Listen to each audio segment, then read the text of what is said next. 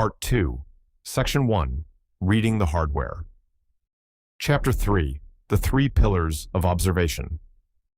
We have all felt it, that gut feeling that someone isn't being entirely honest or that their words don't match their energy. But a gut feeling is just unrefined data. To move from a guess to a deduction, you must stop looking and start seeing. Reading people is not about finding a magic button that reveals a lie.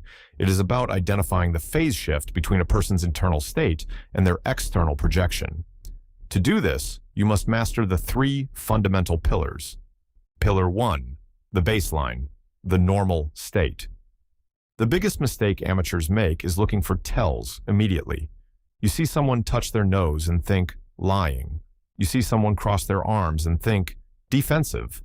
But without a baseline, those points are meaningless. A baseline is a person's normal state under low-stress conditions. To know when someone is deviating, you have to know where they start.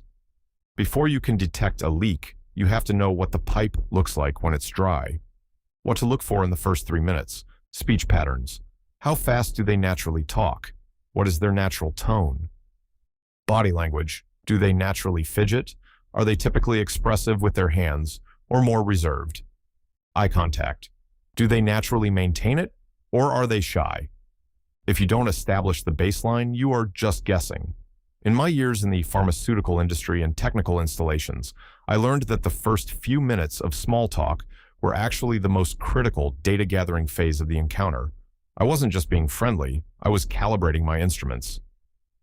Pillar 2, the limbic versus the neocortex, the honest brain. To read the hardware, you must understand the two brains operating inside the skull. The neocortex, the thinking brain. This is the part of the brain that can calculate, plan, and, most importantly, lie. It is the executive that creates the script you are meant to see. The limbic system, the honest brain. This is the part of the brain that reacts instantaneously to the world around it. It manages survival, emotions, and the sting of jealousy we discussed in Chapter 1. The limbic system is essentially a reflex. It cannot be easily controlled.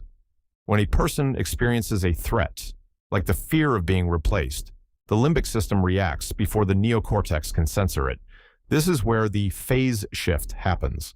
The gap between the limbic reaction and the neocortical cover-up is where the truth lives. Pillar 3, context and clusters. A single gesture is a word. A cluster is a sentence. If someone crosses their arms, they might be cold. That is context.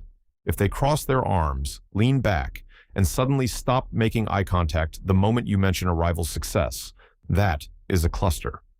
Deduction requires you to look for at least 3 leaks that all point in the same direction. 1 deviation is an anomaly. 3 deviations is a pattern.